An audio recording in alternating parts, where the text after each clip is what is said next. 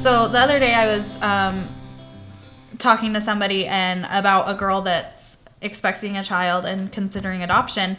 And I was talking about how the birth father is involved in the situation, and the lady just looked so surprised, and she was like, oh, well, if the birth father is involved, why is she placing? And I think a lot of people just think that if you're placing a child for adoption, the birth father is not involved. I know for my personal situation and a lot of birth mothers, the birth father isn't involved, but there are some amazing birth fathers out there who really care about the child, who were involved in the pregnancy, who put just as much thought into the placement of the child. But also I know there's a lot of different opinions out there about birth fathers. I've seen someone placed for adoption because the birth father's involved. She's like, I don't want to co-parent with that person. I don't want this child to be fathered by that person. So a lot of times it's the involvement of the father that kind of really tips the scales towards adoption. Yeah. Yeah, in my situation, initially the birth father was involved. We decided on adoption together. It was more so on me to look through profiles and those sorts of things, and we would discuss it, but he wasn't too involved with that. But, shortly after that decision was made, and so I left the relationship and had very minimal contact with him after that. And so he did have some involvement initially, and he asked to not receive any more pictures or anything like that, and that's fine if that's where he's at. I have to respect that, and yeah, that's all I have to say. Do you have anything to add?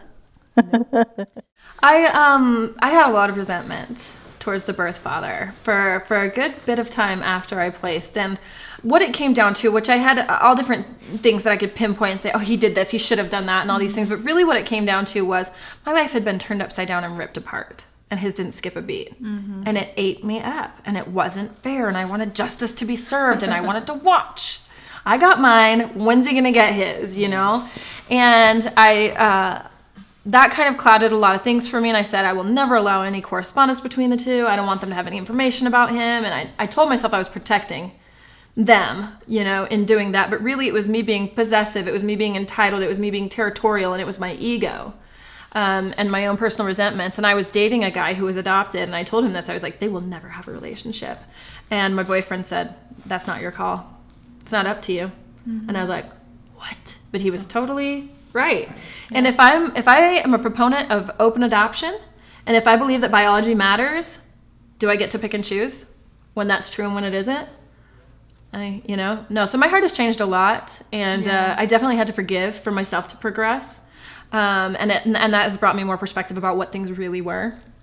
And I recently, wrote him a message and let him know, that I do have a relationship with the child that I placed, and which I think was very big of me.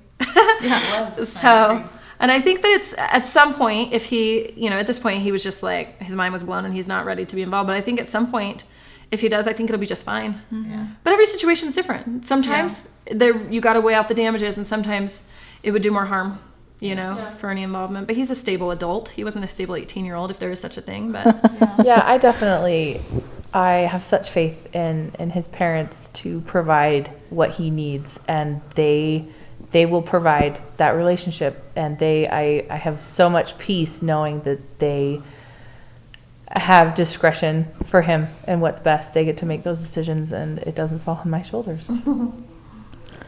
That's great. I'm actually feeling really blessed that I heard from him, and he said, he didn't want to receive pictures right now, because that was a burden on me to yeah, exactly. I still, I'm moving forward with my life, and there's still this other part, this little adhesion that I made just a person with somebody wanted to be done with, and that's okay. That was what was healthy for me, and if he wants to have contact in the future, I will email the parents and say, here's some information. have at it, guys. And I think that's so great about open adoption is Yeah. life is long. Yeah. People change and Exactly. grow and age and things develop at different times. And, you know, he's, you know, little guy is so young. Life is long. Yeah. Who knows what the future holds for him and with all the people in his life and not in his life. Yeah. Doors aren't closed with open adoption. Exactly. At the time, I so wanted the birth father to be involved because I was desperately codependent. Let's be honest. Yeah. But I really wanted him to help me pick a family once I decided to place. I wanted him to go to the birthing classes with me. I wanted him to be there for the birth. And though he lip service, he always said he would be there. Ultimately, he wasn't. And I feel like in hindsight, that was a huge blessing to me because it would have been really distracting and it would have made things harder. And I would have myself would have gotten in the way. My own stuff would have gotten in the way of what I was trying to do.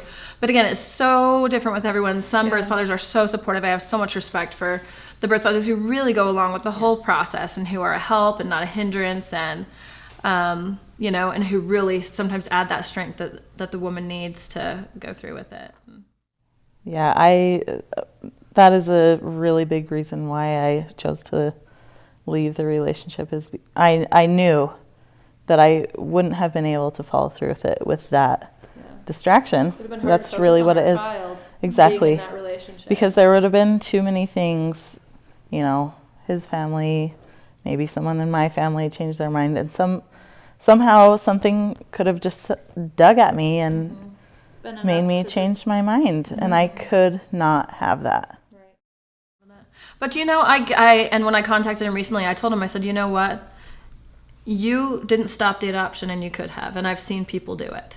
You know, and usually, honestly, in more cases than not, what I've seen is for reasons of ego or some resentment or control or something like that.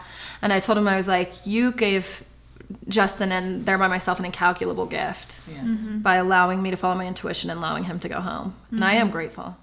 Yeah, I feel incredibly, incredibly grateful for, you know, my son's birth father because I wouldn't be where I am today without him being a part of my journey.